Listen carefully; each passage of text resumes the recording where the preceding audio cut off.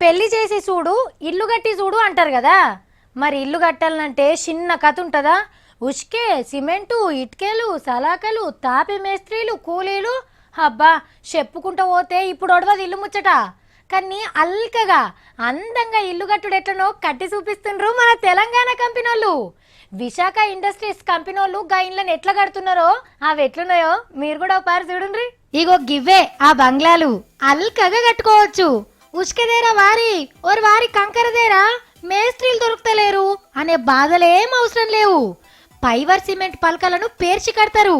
మన Telangana company Visakha industry వాళ్ళు వి next పేరు మీద వీటిని తయారు చేస్తుండ్రు. కేరళ రాష్ట్రంలో ఒక దవాఖానా, ఒక హోటల్ మొత్తం వీటితోనే కట్టిండ్రు. ఎట్లంటే అట్లనే అల్కగా కట్టుకోవచ్చు. ఇట్లా పార్టిషన్లు తిప్పుకునుడు కూడా వీజీ. సెల్పులు, వంటర్రలు, గోడల మీద డెకరేషన్లు మనకు నచ్చినట్టు చేపించుకోవచ్చు. ఇటుకల గోడలు పెడితే ఇంతింత మందంతోని జాగెక్కువైపోతుంది. కానీ ఇది అట్లా కాదు, గోడల మందం తక్కువ, అప్పుడు ఇల్లు విశాలంగా ఉంటది. ఇటుకల గోడలు ఒక్కపారి కడితే మళ్ళా దాన్ని మార్చుకోవాలంటే గోడ ఊలగొట్టాల్సిందే.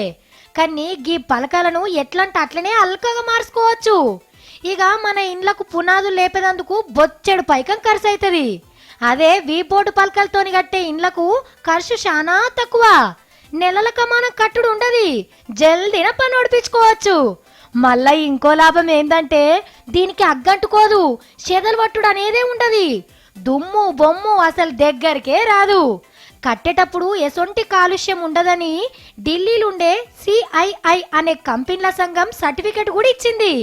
అట్లనే కేరళలో ఒక పడవ ఇల్లును కూడా కట్టిండ్రు. చూడుండ్రి ఎంత ముద్దుగున్నదో.